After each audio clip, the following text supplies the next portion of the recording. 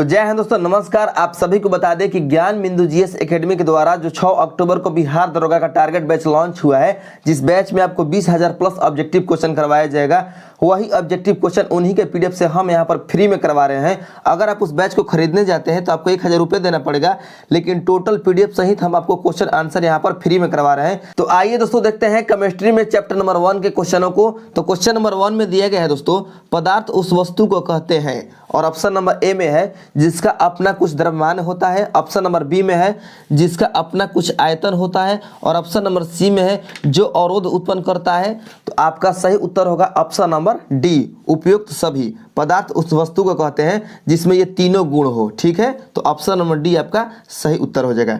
Next है 2 number question, निम्नलिखित में से कौन सा एक पदार्थ नहीं है। 2 नंबर क्वेश्चन में है निम्नलिखित में से कौन सा एक पदार्थ नहीं है, तो आपका सही उत्तर हो जाएगा बल।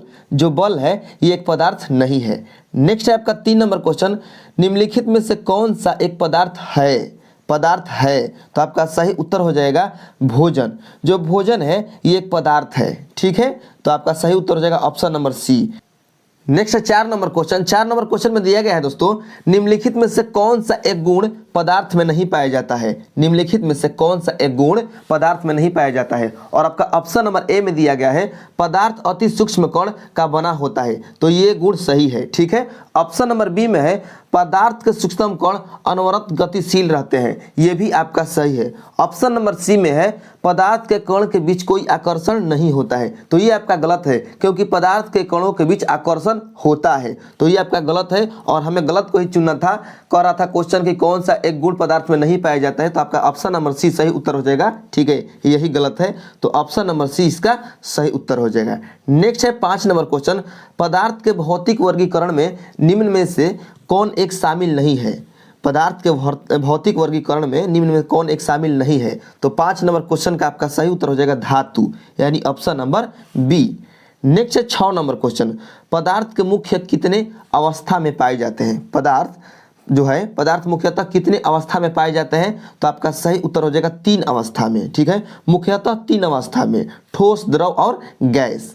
नेक्स्ट है आपका 7 नंबर क्वेश्चन, पदार्थ के अवस्थाओं की अधिकतम संख्या कितनी है। जो पदार्थ के अवस्था है उसकी अधिकतम संख्या कितनी है, तो आपका 7 नंबर क्वेश्चन का सही उत्तर हो जाएगा दोस्तों 5। कौन कौन से, ठोस, द्रव, गैस, प्लाज्मा और बोस-आइंस्टीन कंडेंसेट। ठीक है, तो इसको आप याद रखिएगा। नेक्स्ट है 8 नंबर क्वेश्चन। 8 नंबर क्वेश्चन में दिया गया है दोस्तों कि निम्नलिखित में से कौन एक पदार्थ नहीं है। निम्नलिखित में से कौन एक पदार्थ नहीं है, तो आपका सही उत्तर हो जाएगा ऊष्मा। जो ऊष्मा है ये एक पदार्थ नहीं है। ठीक है, तो ऑप्शन नंबर बी आपका सही उत्तर हो जाएगा। नेक्स्ट है 9 नंबर क्वेश्चन, निम्नलिखित कथनों पर विचार कीजिए, और आपका पहला कथन में दिया गया है दोस्तों, ठोस के आकार तथा आयतन निश्चित होते हैं। 2 नंबर कथन में दिया गया है द्रव के आयतन निश्चित रहते हैं परंतु आकार परिवर्तनशील होता है। 3 नंबर कथन में दिया गया है गैस के आकार एवं आयतन दोनों ही परिवर्तनशील होते हैं, और कह रहा है कि उपयुक्त में से कौन सा कथन सही है, तो आपका सही उत्तर हो जाएगा उपयुक्त सभी, यानी ये तीनों के तीनों जो कथन है सही है, तो ऑप्शन नंबर डी आपका सही उत्तर हो जाएगा। नेक्स्ट है 10 नंबर क्वेश्चन, पदार्थ के किस अवस्था में तरलता के अभिलक्षण पाए जाते हैं। पदार्थ के किस अवस्था में तरलता के अभिलक्षण पाए जाते हैं, तो आपका सही उत्तर हो जाएगा दोस्तों द्रव तथा गैस। द्रव तथा गैस, यानी बी तथा सी दोनों इसका आंसर हो जाएगा, यानी ऑप्शन नंबर डी इसमें सही उत्तर हो जाएगा। नेक्स्ट है 11 नंबर क्वेश्चन, निम्नलिखित में से कौन सा एक द्रव पदार्थ के गुण धर्म नहीं है। निम्नलिखित में से कौन सा एक द्रव पदार्थ के गुण धर्म नहीं है। आइए ऑप्शन में देख लेते हैं। ऑप्शन नंबर ए में दिया गया है द्रवों को दबाकर संपीड़ित किया जा सकता है, तो ये आपका जो है गलत है, यानी ऑप्शन नंबर ए ही आपका सही उत्तर हो जाएगा, द्रवों को दबाकर संपीड़ित नहीं किया जा सकता है। ठीक है, तो आपका ऑप्शन नंबर ए कह रहा है कौन सा द्रव पदार्थ के गुण धर्म नहीं है, तो ऑप्शन नंबर ए जो है ये द्रव पदार्थ के गुण धर्म नहीं है। ठीक है, तो आपका ऑप्शन नंबर ए सही उत्तर हो जाएगा। नेक्स्ट है 12 नंबर क्वेश्चन, स्पंज जिसे आसानी से दबाया जा सकता है कौन सा पदार्थ है। जो स्पंज है जिसे आसानी से दबाया जा सकता है वह कौन सा पदार्थ है, तो आपका सही उत्तर हो जाएगा ठोस, यानी ऑप्शन नंबर ए। ठीक है, नेक्स्ट है 13 नंबर क्वेश्चन, सर्वाधिक प्रबल अंतर अणुक बल किस पदार्थों के कणों के बीच होता है। सर्वाधिक प्रबल अंतर अणुक बल किस पदार्थों के कणों के बीच होता है, तो आपका सही उत्तर हो जाएगा 13 नंबर क्वेश्चन का ठोस, यानी ऑप्शन नंबर ए। ठीक है। नेक्स्ट है 14 नंबर क्वेश्चन। 14 नंबर क्वेश्चन में दिया गया है दोस्तों, निम्नलिखित कथनों पर विचार कीजिए। और आपका पहला कथन है ठोस के कणों के बीच अंतर अणुक बल सबसे अधिक होता है। और कथन नंबर 2 में है गैसों के कणों के मध्य अंतर अणुक स्थान सबसे अधिक होता है। ठीक है, तो कह रहा है कि उपयुक्त में से कौन सा कथन सही है, तो आपका सही उत्तर हो जाएगा 1 तथा 2 दोनों कथन आपका सही है। ठीक है, दोनों का कथन जो है आपका दोनों का कथन सही है। ठीक है। नेक्स्ट है 15 नंबर क्वेश्चन, गैसों में न तो निश्चित आकार न ही निश्चित आयतन होता है, क्यों? ठीक है, गैसों में न तो निश्चित आकार और न ही निश्चित आयतन होता है, क्यों? तो आपका सही उत्तर हो जाएगा 15 नंबर क्वेश्चन का दोस्तों ऑप्शन नंबर सी, गैसों के कणों का निश्चित स्थान नहीं होता है तथा ये कण किसी भी तरफ गति करने के लिए स्वतंत्र होते हैं, इसलिए इनका न तो निश्चित आकार होता है और न ही निश्चित आयतन होता है। ठीक है, तो आपका ऑप्शन नंबर सी सही उत्तर हो जाएगा।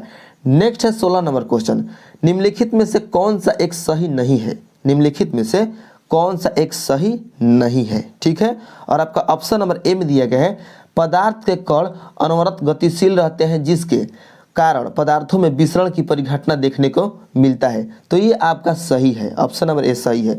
ऑप्शन नंबर बी में है गैसों में विसरण तीव्र गति से होता है क्योंकि गैसों के कण अत्यधिक तीव्रता से गति करते हैं, ये भी आपका सही है। ऑप्शन नंबर सी में कह रहा है द्रवों में विसरण गैसों में विसरण की अपेक्षा मंद होता है, द्रवों में विसरण गैसों में विसरण की अपेक्षा मंद होता है, तो ये भी आपका सही है। ठीक है, तो 3 को सही हो गया तो डी को तो गलत होना है ना दोस्तों, तो डी आपका गलत हो जाएगा, यानी ऑप्शन नंबर डी आपका सही उत्तर हो जाएगा। चलिए डी को भी पढ़ दे रहे हैं हम।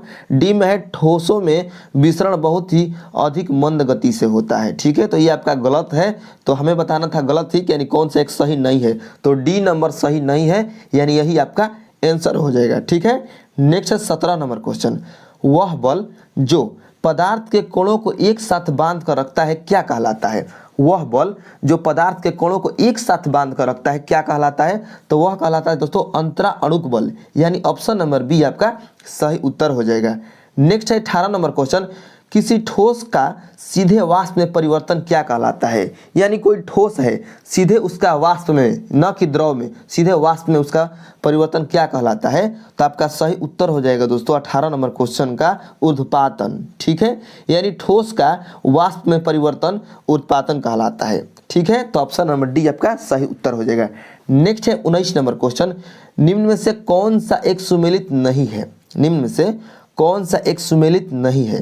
तो आपका ऑप्शन नंबर सी जो है ये सुमेलित नहीं है।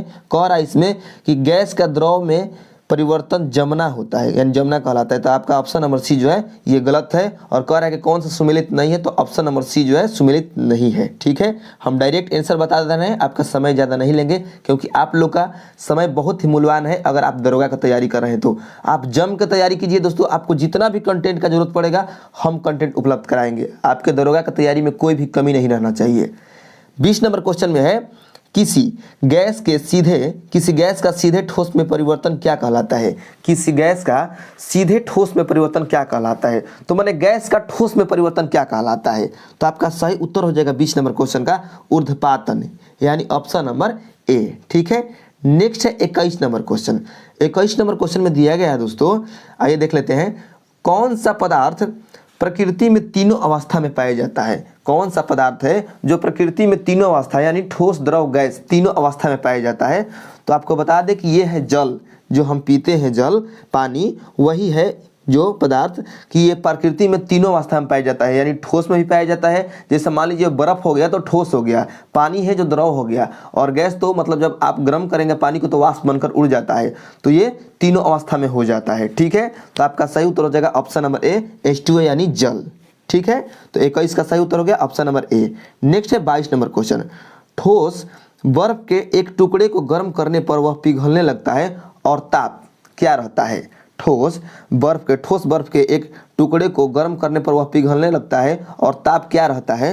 तो आपका सही उत्तर हो जाएगा ताप स्थिर रहता है, यानी ऑप्शन नंबर ए। ठीक है।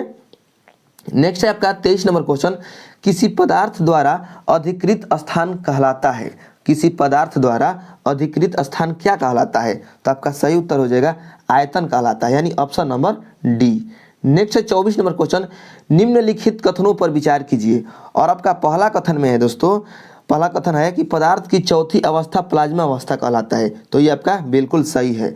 2 नंबर कथन में है पदार्थ की पंचम अवस्था बोस आइंस्टाइन कंडेंसेट अवस्था कहलाता है, तो ये भी आपका सही है। तो कह रहा है कि उपयुक्त में से कौन सा कथन सही है, तो आपका ऑप्शन नंबर सी सही उत्तर हो जाएगा। 1 तथा 2 दोनों के दोनों सही है। ठीक है, नेक्स्ट है 25 नंबर क्वेश्चन। डैश डैश यानी यहाँ पर खाली स्थान दिया गया है। डैश पदार्थ की उन अवस्थाओं में एक है जो बहुत ही कम घनत्व वाली गैस को अत्यंत कम तापमान के तहत ठंडा करके प्राप्त होती है। क्वेश्चन एक बार और रिपीट कर रहे हैं हम। डैश पदार्थ की उन अवस्थाओं में एक है जो बहुत ही कम घनत्व वाली गैस को अत्यंत कम तापमान के तहत ठंडा करके प्राप्त करती है, तो आपका सही उत्तर हो जाएगा बोस आइंस्टाइन घनीभूत, यानी ऑप्शन नंबर सी आपका सही उत्तर हो जाएगा। बोस आइंस्टाइन घनीभूत पदार्थ की उन अवस्थाओं में से एक है जो बहुत ही कम घनत्व वाली गैसों को अत्यंत कम तापमान के तहत ठंडा करके प्राप्त होती है। ठीक है, नेक्स्ट है 26 नंबर क्वेश्चन। गर्म करने पर ठोस को सीधे वाष्पों में और ठंडा करने पर वाष्पों को सीधे ठोस में परिवर्तन क्या कहलाता है? गर्म करने पर ठोस को सीधे वाष्पों में और ठंडा करने पर वाष्पों को सीधे ठोस में परिवर्तन क्या कहलाता है? तो आपका सही उत्तर हो जाएगा दोस्तों ऊर्ध्वपातन, यानी option number B is the right answer. ठीक है, नेक्स्ट है आपका 27 नंबर क्वेश्चन। निम्नलिखित में से कौन सा कथन गलत है? गलत कथन कौन सा है? ठीक है, गलत कथन कौन सा है? तो आपका 27 नंबर क्वेश्चन का ऑप्शन नंबर ए जो है ये गलत है। इसमें है कि किसी द्रव को संपीड़ित करना आसान होता है जबकि गैस को कठिन, तो ये आपका कथन गलत है, यानी ऑप्शन नंबर ए गलत है। बाकी तीनों जो है सही है। ठीक है, नेक्स्ट है आपका 28 नंबर क्वेश्चन। गैसों की भांति ठोसों को संपीड़ित नहीं किया जा सकता है। गैसों की भांति ठोसों को संपीड़ित नहीं किया जा सकता है, क्यों? तो आपका सही उत्तर हो जाएगा ठोस पदार्थ में अंतरा अणुक स्थान अत्यंत कम होता है। ठोस पदार्थ में अंतरा अणुक स्थान अत्यंत कम होता है, इसके वजह से मतलब गैसों की भांति ठोसों को संपीड़ित नहीं किया जा सकता है, क्योंकि इनमें अंतरा अणुक स्थान बहुत ही कम होता है, अत्यंत कम होता है ठोस में। ठीक है, तो ऑप्शन नंबर ए आपका सही उत्तर हो जाएगा। नेक्स्ट है 29 नंबर क्वेश्चन। निम्नलिखित में सही कथनों की पहचान करें। निम्नलिखित में से सही कथनों की पहचान करें, और आपका कथन नंबर ए में दिया गया है ठोस कणों में किसी प्रकार का वेग नहीं होता है। ठीक है, आइए ऑप्शन नंबर बी देख लेते हैं। कथन नंबर बी में दिया गया है पदार्थ में द्रव्यमान नहीं होता है, और ऑप्शन नंबर सी में दिया गया है ठोस पदार्थ की आकृति निश्चित नहीं होती है और गैस का आयतन अनिश्चित होता है। ठीक है, तो कह रहा है कि कौन सा क्वेश्चन कह रहा था 29 नंबर क्वेश्चन कि निम्नलिखित में कथनों की पहचान करें, सही कथनों की पहचान करें। ठीक है, तो 29 का सही हो जाएगा ऑप्शन नंबर डी, यानी गैस का आयतन अनिश्चित होता है। ठीक है, तो आपका सही उत्तर हो जाएगा ऑप्शन नंबर डी। जब इसका हम पीडीएफ देंगे आपको अपने टेलीग्राम चैनल पर, टेलीग्राम चैनल का लिंक मेरे डिस्क्रिप्शन बॉक्स में मिल जाएगा, तो आप जाकर इस क्वेश्चन को अच्छे से समझ लीजिएगा। यहाँ पर थोड़ा सा कट जा रहा है। ठीक है, नेक्स्ट है 30 नंबर क्वेश्चन। निम्नलिखित में से किस में अंतराण्विक बल प्रबलतम है, यानी अधिक है? निम्नलिखित में से किस में अंतराण्विक बल प्रबलतम है? तो आपका सही उत्तर हो जाएगा दाल, यानी ऑप्शन नंबर डी दाल। नेक्स्ट है आपका 31 नंबर क्वेश्चन। ठोस को संपीड़ित नहीं किया जा सकता है, क्यों? ठोस को संपीड़ित नहीं किया जा सकता है, क्यों? तो आपका सही उत्तर हो जाएगा 31 नंबर क्वेश्चन का option number D. Option number D यानी उपयुक्त सभी, यानी ये जो तीनों का तीनों कथन आप देख रहे हैं, जैसे में दिया गया है पहला कथन में कि इनमें अंतराण्विक बल प्रबलतम होते हैं, इनके कणों की गति बाधित होती है, और कथन नंबर 3 में दिया गया है कि इनमें कण अच्छी प्रकार की व्यवस्थित होती है। ठीक है, तो तीनों के तीनों कथन के कारण ठोस को संपीड़ित नहीं किया जा सकता है, तो इसका सही उत्तर हो जाएगा ऑप्शन नंबर डी उपयुक्त सभी। नेक्स्ट है 32 नंबर क्वेश्चन। निम्नलिखित में से कौन एक छद्म ठोस है? निम्नलिखित में से कौन एक छद्म ठोस है? तो इस क्वेश्चन को लेकर थोड़ा सा जो बिट्टू झा सर है उन्होंने क्लास में मतलब थोड़ा सा डिले किया है कि इस क्वेश्चन को हम बाद में बताएंगे। ठीक है, ये थोड़ा सा क्वेश्चन में उनको डाउट है, तो इस क्वेश्चन का आंसर हम भी नहीं बता रहे हैं। ठीक है, हम आपको क्यों गलत बताएंगे? जो वहाँ पर सही बताया जा रहा है, जो समझाया जा रहा है, वही हम आपको यहाँ पर बताएंगे, समझाएंगे। तो हम देखेंगे next 33 number question. 33 number question में दिया गया है दोस्तों, निम्नलिखित में से कौन सा या कौन से कथन असत्य है? ठीक है, यानी गलत कथन कौन सा है? तो और आपका ऑप्शन नंबर कथन नंबर 1 में दिया गया है कि सभी ठोस पदार्थों का बराबर आयतन परमाणुओं की समान संख्या रखता है। और कथन नंबर 2 में है सभी ठोस पदार्थों का बराबर आयतन समान अणुओं की संख्या रखता है। तो कह रहा है कि कौन सा कथन असत्य है। ठीक है, तो आपका सही उत्तर हो जाएगा 33 नंबर क्वेश्चन का कथन नंबर 1 और कथन नंबर 2 दोनों के दोनों कथन असत्य है, यानी ऑप्शन नंबर डी इसमें सही उत्तर हो जाएगा। ऑप्शन नंबर डी उपयुक्त सभी, यानी दोनों के दोनों कथन असत्य है। ठीक है, नेक्स्ट है आपका 34 नंबर क्वेश्चन, निम्नलिखित में कौन अक्रिस्टलीय ठोस पदार्थ है। निम्नलिखित में कौन अक्रिस्टलीय ठोस पदार्थ है। तो आपका सही उत्तर हो जाएगा सिलिकॉन कार्बाइड। सिलिकॉन कार्बाइड जो है ये अक्रिस्टलीय ठोस पदार्थ है। नेक्स्ट है आपका 35 नंबर क्वेश्चन, कुछ क्रिस्टल दाब आरोपित करने पर विद्युत प्रवाह उत्पन्न करते हैं, यह घटना क्या कहलाती है। कुछ क्रिस्टल दाब आरोपित करने पर विद्युत प्रवाह उत्पन्न करते हैं, यह घटना क्या कहलाती है। तो आपका सही उत्तर हो जाएगा दोस्तों पीजो विद्युत, यानी ऑप्शन नंबर सी पीजो विद्युत। नेक्स्ट है 36 नंबर क्वेश्चन, निम्नलिखित में से कौन सा कथन सही है। ठीक है, 36 नंबर क्वेश्चन में है कौन सा कथन सही है। और आपका कथन नंबर ए में दिया गया है क्वथन तथा वाष्पण दोनों ही सतही परिघटना है। तो ये आपका कथन जो है गलत है। कथन नंबर बी में है क्वथन एक सतही परिघटना है किंतु वाष्पण एक स्थूल है। ठीक है, तो ये भी आपका कथन गलत है। कथन नंबर सी में है क्वथन और वाष्पण दोनों ही स्थूल परिघटना है। तो यह भी आपका कथन गलत है। कह रहा है कौन सा कथन सही है। तो 3 को गलत हो गया तो डी को तो सही होना है दोस्तों। तो आइए डी को भी देख लेते हैं। तो डी में दिया गया है दोस्तों, आइए देख लेते हैं। डी में दिया गया है क्वथन एक स्थूल परिघटना है किंतु वाष्पण एक सतही परिघटना है। तो ये आपका सही है। तो आपका 36 नंबर क्वेश्चन का option number D is the right answer. Next है 37 नंबर क्वेश्चन, गैसों के संबंध में निम्न से कौन सा कथन सही नहीं है, यानी कौन सा कथन गलत है। ठीक है, और आपका ऑप्शन नंबर ए में दिया गया है दोस्तों। ऑप्शन नंबर ए में है गैसों का आकृति तथा आयतन अनिश्चित नहीं होता है। ठीक है, ऑप्शन नंबर बी में दिया गया है गैसों का आयतन पात्र के आयतन के बराबर होता है जिसमें गैस भरी है। ठीक है, ऑप्शन नंबर सी में है गैसों पात्र की दीवारों पर सभी दिशाओं एक समान दबाव डालती है। और ऑप्शन नंबर डी में है गैस का भार उस पात्र को तोलकर ज्ञात नहीं किया जा सकता है जिसके अंदर गैस भरी हो। तो कह रहा है कि कौन सा कथन सही नहीं है, यानी कौन सा कथन गलत है। तो आपका सही उत्तर हो जाएगा ऑप्शन नंबर डी, यानी ऑप्शन नंबर डी इसका सही उत्तर हो जाएगा। गैस का भार उस पात्र को तोलकर ज्ञात नहीं किया जा सकता है जिसके अंदर गैस भरी है। ये जो कथन है ये गलत है। ठीक है, बाकी ये तीनों का तीनों सही है। नेक्स्ट है 38 नंबर क्वेश्चन, निम्नलिखित में कौन उद्पातिज पदार्थ नहीं है। निम्नलिखित में कौन उद्पातिज पदार्थ नहीं है। तो आपका सही उत्तर हो जाएगा दोस्तों फिटकिरी, यानी ऑप्शन नंबर सी जो फिटकिरी है ये उद्पातिज पदार्थ नहीं है। नेक्स्ट है 39 नंबर क्वेश्चन, पदार्थ की 5वीं अवस्था को प्राप्त करने हेतु वर्ष 2001 में किस वैज्ञानिक को नोबेल पुरस्कार दिया गया। पदार्थ की 5वीं अवस्था को प्राप्त करने हेतु वर्ष 2001 में किस वैज्ञानिक को नोबेल पुरस्कार दिया गया। तो आपका सही उत्तर हो जाएगा दोस्तों इनमें से सभी, यानी एरिक ए कार्नेल, वुल्फगैंग कैट्रेले और कार्ल ई वीमैन, यानी तीनों के तीनों वैज्ञानिकों को पुरस्कार दिया गया नोबेल पुरस्कार 2001 में। ठीक है, और पदार्थ की 5वीं अवस्था क्या है तो है बोस्ट आइंस्टीन कंडेंसेट। ठीक है, नेक्स्ट है आपका 40 नंबर क्वेश्चन, बृहद अणु यानी सुपर एटॉम, बृहद अणु की अवधारणा पदार्थ की किस अवस्था से जुड़ा हुआ है। बृहद अणु की अवधारणा पदार्थ की किस अवस्था से जुड़ा हुआ है। तो आपका सही उत्तर हो जाएगा 40 नंबर क्वेश्चन का option number D boast Einstein condensate, यानी ऑप्शन नंबर डी। नेक्स्ट है आपका 41 नंबर क्वेश्चन, सूर्य एवं अन्य तारों की अवस्था है। सूर्य एवं अन्य तारों की अवस्था क्या है। तो आपका सही उत्तर हो जाएगा दोस्तों प्लाज्मा अवस्था है। जो सूर्य एवं अन्य जो तारे हैं वो प्लाज्मा अवस्था में रहते हैं। ठीक है, नेक्स्ट है 42 नंबर क्वेश्चन, सौर मंडल में प्लाज्मा अवस्था की उत्पत्ति का क्या कारण है। सौर मंडल में प्लाज्मा अवस्था की उत्पत्ति का क्या कारण है। तो आपका सही उत्तर हो जाएगा दोस्तों उच्च ताप, यानी ऑप्शन नंबर सी। ठीक है, नेक्स्ट है 43 नंबर क्वेश्चन, प्रतिदीप्ति ट्यूब तथा नियॉन संकेतक बल्ब में पदार्थ की कौन सी अवस्था प्रकाश उत्पन्न करता है। प्रतिदीप्ति ट्यूब तथा नियॉन संकेतक बल्ब में पदार्थ की कौन सी अवस्था प्रकाश उत्पन्न करता है। तो आपका सही उत्तर हो जाएगा प्लाज्मा, यानी ऑप्शन नंबर ए।